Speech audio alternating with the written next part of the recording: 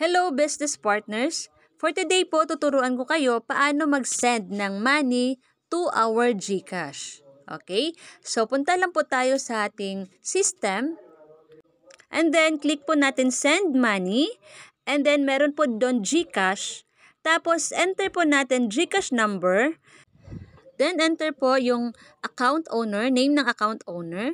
And then, enter the amount. Tapos, click lang po natin ang next.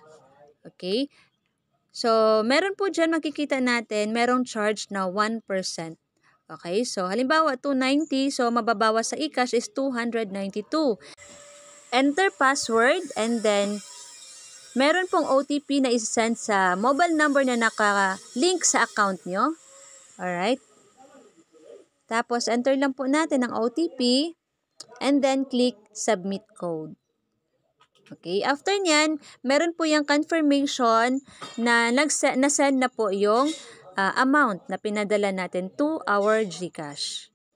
Alright, so ganun lang kadali mag-send ng eCash to GCash. Okay, so thank you so much.